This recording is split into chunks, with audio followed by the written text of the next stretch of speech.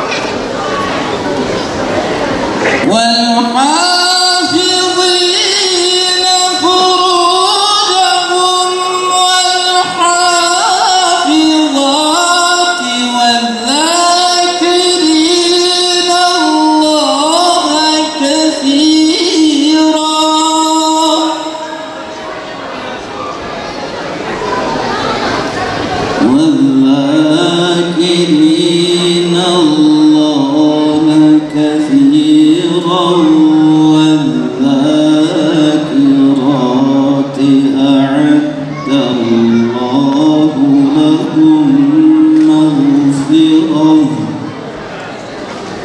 أعد الله لهم مغفرة وأجرا عظيما. صدق الله العظيم. الفاتحة. Kur'an-ı Kerim tilavetinin hemen ardından şimdi de güzel ilahiler dinleyelim. Bu vesileyle Özlem Ajans sanatçılarımızı sahneye davet ediyoruz.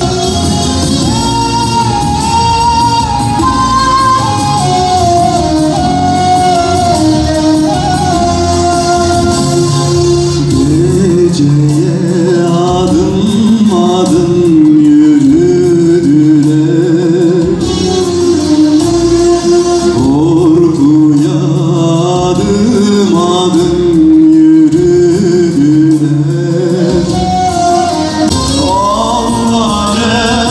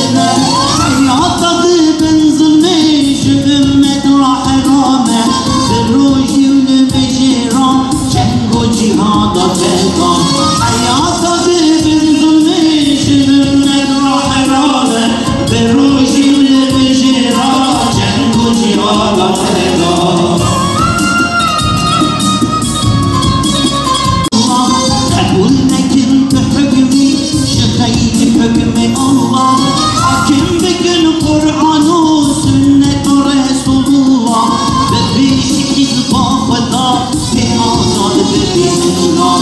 Hakim fikir Kur'an-ı sünnet Resulullah. Demişiz bağrına ve azad ve biznillah. Hakim fikir Kur'an-ı sünnet Resulullah. Demişiz bağrına ve azad ve biznillah. Kendilerinden razı olsun. Evet, ashab Allah için buğz edip Allah için severek muhabbet boyasıyla boyanıp ülfet oldular. Ya hayrı konuşur ya susardı dilleri, hakkı sabrı söyleyip anlatıp senet oldular. Her devri eritirken şirkin korkunç rüzgarı, peygambere inanıp güvenip ümmet oldular. Nefsine hoş geleni her mümine dileyip birbirinin aynası adeta suret oldular. Evet. Alemlere rahmet olarak gönderilen Allah Resulü Aleyhisselatü Vesselam'ın aşkıyla bir hayat sürebilmek bizim en büyük gayemiz. Çünkü biz biliyoruz ki Allah Resulü Aleyhisselatü Vesselam bu dünyaya teşrif ettikten sonra dünya farklı bir hale geldi. Zulüm, tuğyan, şirk bataklığı onun cehd ve gayretiyle, onun çabasıyla bertaraf edildi. Resulullah Aleyhisselatü Vesselam'ın dizi dibinde yetişen sahabe-i kiram bu anlamda Allah Resulü Aleyhisselatü Vesselam'a, Allah Resulü Aleyhisselatü Vesselam'ın çağrısına kulak verdiler. Onun uzattığı eli tuttular, ona itaat ettiler. Onunla birlikte bu yolda onun yoldaşı oldular, onun sırdaşı oldular ve kalben, gönülleriyle onunla kenetlendiler. Bizler bu amaçla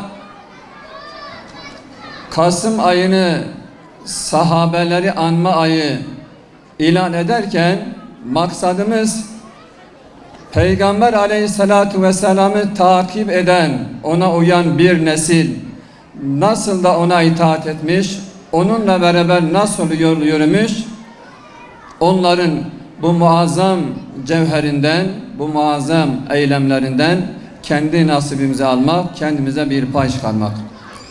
Çok kıymetli Müslümanlar, sahabe deyip de geçmemek gerekiyor. Yani onlar gerçekten Peygamber Aleyhisselatü Vesselam ile birlikte gecelerini gündüzlerine katarak küfür, şirk ve cehalet bataklığına karşı hayatlarını ortaya koydular ve tarihe öyle bir damga vurdular ki kıyamete kadar o vurmuş oldukları damganın tesiri kendisini gösterecektir. Derdu keder, canım alevan, ırgu neheder, idam ishabu, Yasiru Cafer, Hayfa Hamzaye, Habe Peygamber, Mavi Bemine, Hatani Kinde.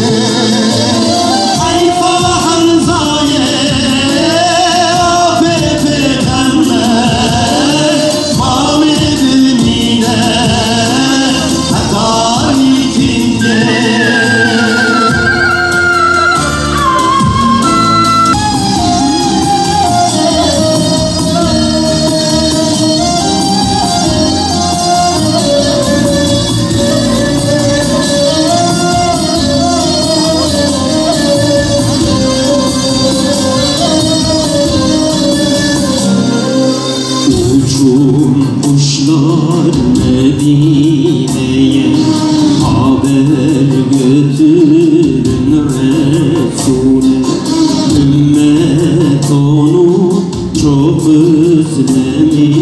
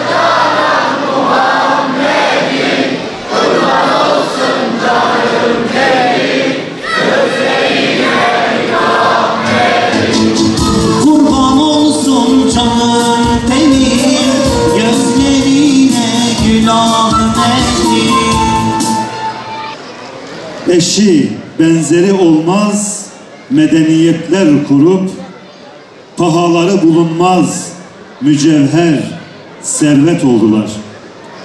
İslam'ı hakim kılıp hayatın her zerresine Kur'an'ın ahkamıyla yürüyüp devlet oldular. Onlar bir numuneydi bütün Müslümanlara. Kadın, erkek ve çocuk örnek oldular. Müslümanca yaşayıp Müslümanca öldüler. Ölümü vuslat bilip cennet oldular. Evet aziz misafirler, şimdi de Zeynep binti Ali radıyallahu anha konulu konuşmalarını yapmaları üzerine araştırmacı Doktor Sayın Sertaç Tekdal hocamızı mikrofona arz ediyoruz. Buyurun. Evet, yolumuzu aydınlatan yıldızlardan bahsediyoruz. Elbette ki şu coğrafyada yaşayan bizler için bu belki biraz daha çok önem arz ediyor. Zira yaşadığımız şu arzın altında yıldızlar yatıyor. 27 sahabi bilinenler ve bilinmeyen şu coğrafyada 500'e yakın ashab-ı kiram Hicaz topraklarından buralara kadar gelerek bizi İslam'la müşerref kıldılar. Buna vesile oldular. Onlara çok çok daha fazla minnettarız bizler. Kendi yurtlarını, coğrafyalarını, aile ve çoluk çocuklarını terk ederek bizlerin İslam'la şereflenmesi için büyük fedakarlıklar gösterdiler. Dolayısıyla bu yıldızları anmak, ama sadece anmak değil, onları tanımak bizler için büyük bir görev ve sorumluluktur. Onların kadir ve kıymetini anlatmamıza onların ihtiyacı yok aslında. Zira onlar Allah katından kıymet görmüşler ve Allah'ın övgüsüne mazhar olmuşlar. Allah'ın övgüsüne mazhar olmuş bu şahsiyetleri bizim övmemizin çok da bir ehemmiyeti yoktur aslında. Ama biz muhtacız buna. Onları anmak bizim bir minnet duygumuzdur, sorumluluğumuzdur.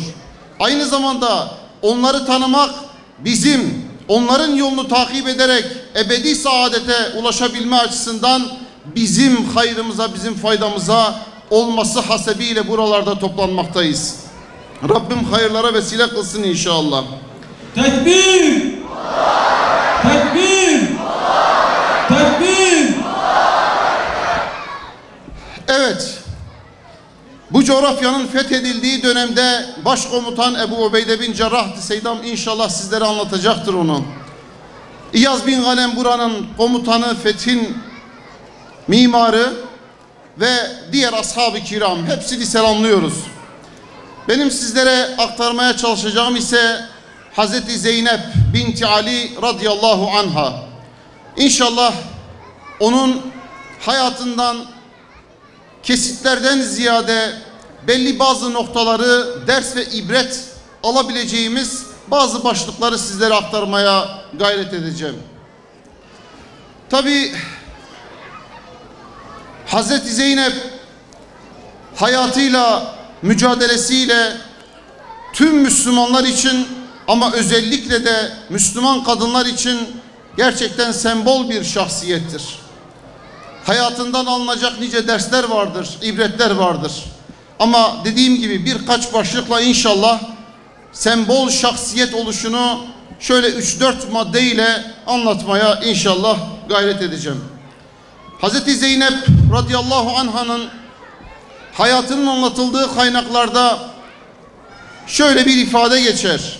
O Hazreti Fatıma, yani annesi Hazreti Fatıma'ya olgunluğu ve dünyanın süsüne, cazibesine aldanmama yönüyle çok benziyordu. O Allah Resulü Aleyhisselatü Vesselam'ın ilk kız torunuydu. O Hazreti Fatıma'nın, Hazreti Ali'nin kızıydı. Onun yetiştiği ortam böyle bir aile ortamı. Dolayısıyla da olgunluğu ve şahsiyetiyle annesi Hazreti Fatıma'ya benziyor oluşu ifade edilir. Dediğim gibi dünya hayatının süsüne, dünya hayatının cazibesine kapılmama yönüyle olgunluğu yönüyle Hazreti Fatıma'ya benzemesi büyük bir örneklik teşkil eder. Zira bugün yaşadığımız çağda en büyük hastalıklarımızdan biri taklit, gösteriş, şatafat, konfor ve dünyanın süsüne aldanma. Ramazan Kayan Hoca'nın bir ifadesi var. Dinlemiştim, hoşuma gitmişti. Sizinle de paylaşmak isterim. Diyor ki bugün yaşadığımız çağda en büyük problemlerimiz erkekler için ironik olarak söyler tembelizm, kadınlar için konformizm, gençler için hedonizm yani hazcılık. Yaşadığımız çağda ümmet için 3 önemli problem. Erkeklerin dünya hayatı meşguliyeti vesaire bazı sebeplerle gösterdikleri tembellik, zindan-ı atalet.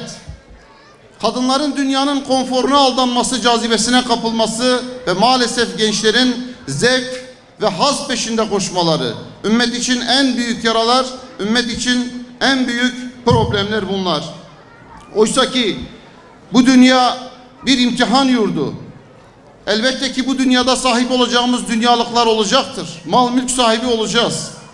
Fakat Allahu Teala'nın bizden istediği onlara aldanmadan, onlara esir olmadan o sahipliği sürdürmektir. Zira mal bir deniz gibi ve üstünde yürüyen gemi de bizim kalbimiz gibi. Eğer gemi üstünde yüzdüğü suyu içine almazsa o su o gemi için bir sahil-i selamet vesilesi olacaktır. Ama gemi olarak ifade edebileceğimiz kalbimize, deniz suyu olarak ifade edebileceğimiz malı eğer aktarırsak işte o zaman geminin su alıp batması gibi bir felaket gerçekleşecektir.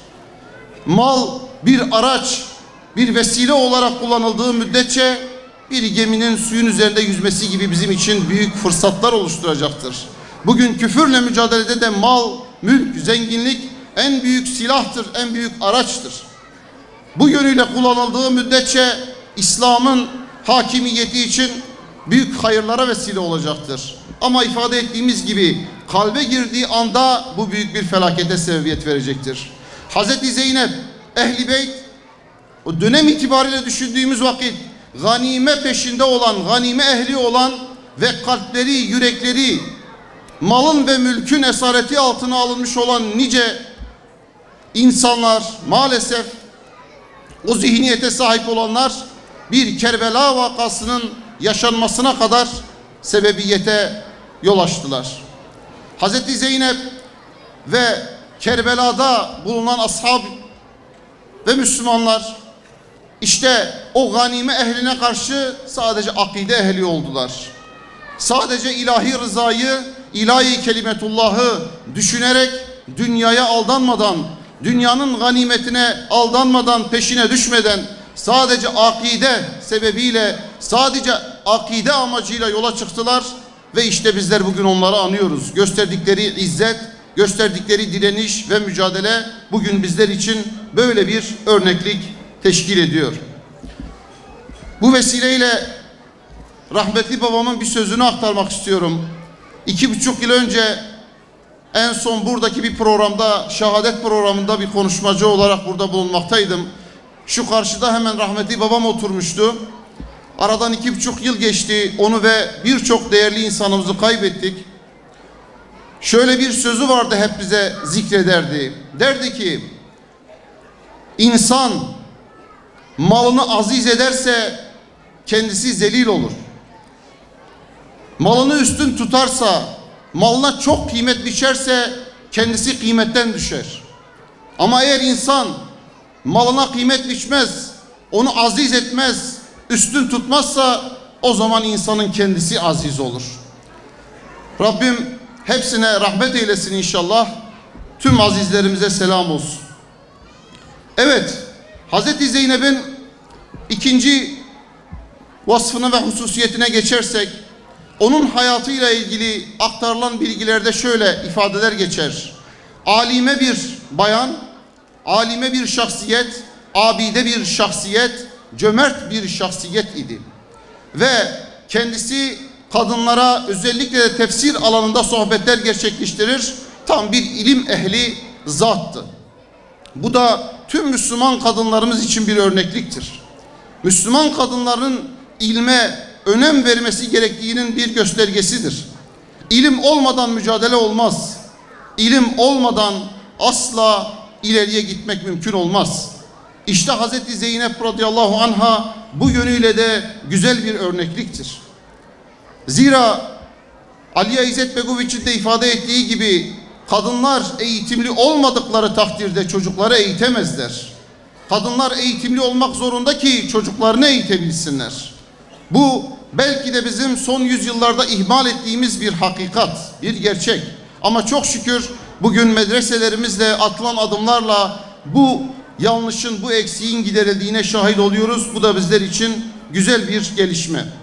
Tabii ki ilim ve ibadeti bir arada tutma açısından da güzel bir örnekliktir bu.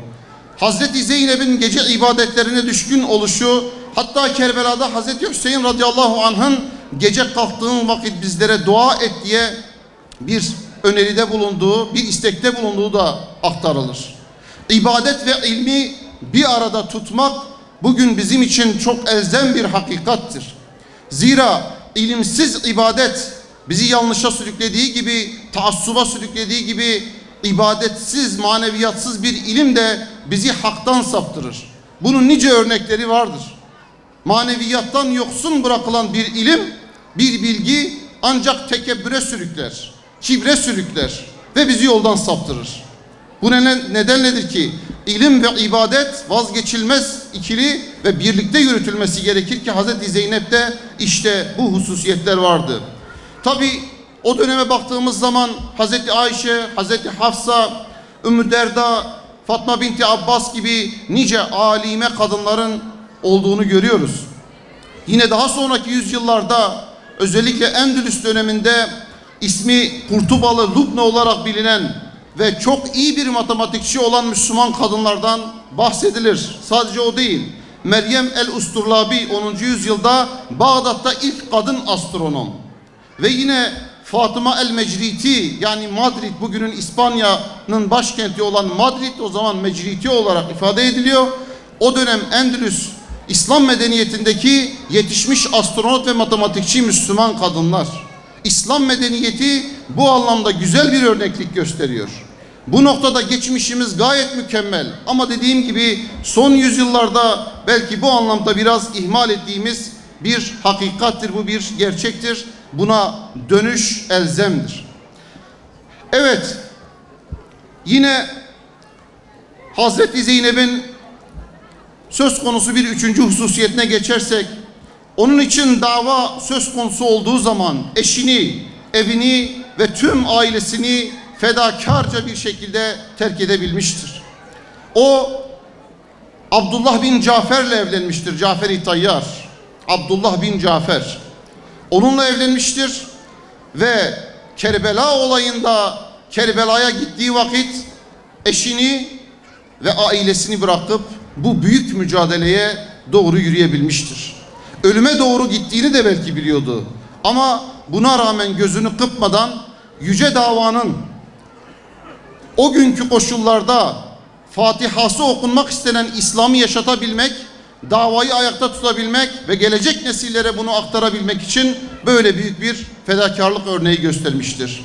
Ve şöyle güzel bir söz söylenir. İnsan ardında bırakabildikleri ve terk edebildikleri kadar kıymetlidir. İnsan arkasında ne kadar değerlileri bırakırsa, ne kadar kıymetli olanları bırakırsa işte insanın kıymeti de o kadar artış gösteriyor. Hazreti Zeynep böylece de bize bir güzel örneklik sergilemiştir.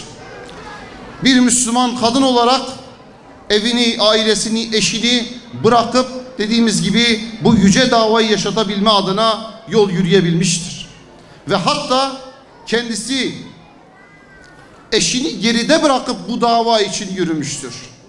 Bugün gerek Müslüman erkeklerimizin kadınlarını bu dava yolunda, bu dava için hizmete sevk etmeleri, gerekse de erkekler İslam yolunda İslam davası için uğraşırken, didinirken kadınların asla ve asla bu noktada şekva sahibi olmamaları gerektiğini gösteren bir örnekliktir bu. Hazreti Zeynep bırakın şikayeti, kendisi eşinin önünde bile bulunmuş ve Kerbela vakasında böyle büyük bir örneklik ve mücadele sergilemiştir. İnşallah bu önümüzdeki birkaç günde SİDAM'ın sitesinde yayınlanacak olan bir çalışma var. Tam bu konudan bahsederken onu da yad ettim. Bir biyografi Sidar hocamızın kaleminden çıkan, birkaç gün sonra umarım yayınlanır. Abdurreşit İbrahim, İslam'ın Japonya'da yayılabilmesi için öncü şahsiyetlerden biri Üstad Abdurreşit İbrahim. Ve kendisi Sibirya taraflarında, Orta Asya bölgelerinde ailesini bırakıyor. Ayrıldığı anı şöyle ifade ediyor. Ben ayrılırken diyor, küçük çocuğum Ahmet Münir, kızım Kadriye hüzünlü bir şekilde bana bakıyorlardı. Ben de oldukça hüzünlendim onlara baktığım zaman. Fakat ilahi kelimetullah ve bu yüce davayı birçok coğrafyalara, uzak coğrafyalara götürebilmek için gayret sarf etmemiz gerekiyordu. Bu dava için yol yürümemiz gerekiyordu. Ve bu nedenle bu dava uğruna ben ailemi, çoluk çocuğumu ve o minik yavrularımı Allah'a emanet ederek yola koyuldum diyecektir. Ve Japonya'ya gidecek, oranın İslamlaşmasına katkı sunacak ve şu anda o dönem orada en son vefat edip kabri de şu an Japonya'da, Tokyo'da halen bulunmaktadır, metfundur. Rabbim ona da rahmet eylesin inşallah. Ve son bir örnekliğini de Hazreti Zeynep'e zikredelim. Onu sembolleştiren, asıl onu tanımamıza vesile olan Kerbela vakasındaki direnişi ve mücadelesidir. Onu bugüne getiren, onu Zeynep yapan belki de zaten Kerbela vakası, Kerbela olayı. Onun bir lakabı Ümmül Mesaib'tir. Musibetlerin annesi. Zira 5-6 yaşında Allah Resulü Aleyhisselatü Vesselam'ı dedesini kaybetmiş. 6 ay sonra annesini kaybetmiş. Babası Hazreti Ali şehit olmuş, onu kaybetmiş. Akabinde Hazreti Hasan şehit edilmiş. Onun akabinde Kerbela vakası ve Hazreti Hüseyin'in şehadeti, sadece o değil, 2 tane çocuğunun da şehit olduğu bir Kerbela vakası. O yüzden Ümmül Mesaib'tir. Musibetlerin annesidir. Ama buna rağmen o musibetlerin esareti altına girmiyor. Musibetlere boğulmuyor. Bu acı ve ızdıraplara rağmen kalan mücadeleyi omuzlayıp, sırtlayıp mücadeleyi bugünlere taşımıştır. Onun en önemli hususiyeti budur.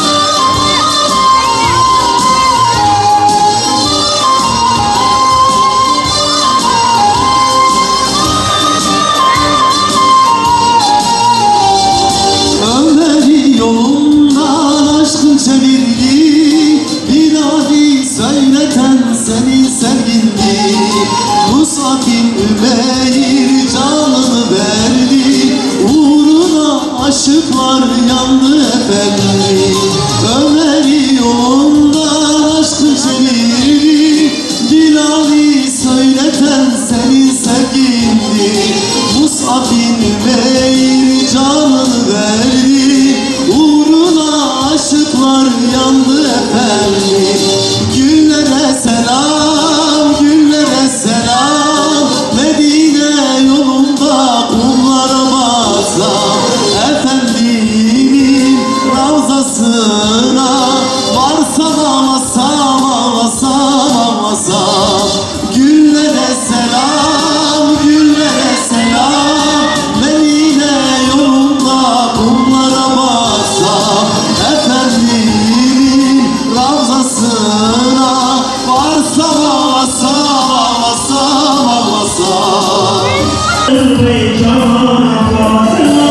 Ey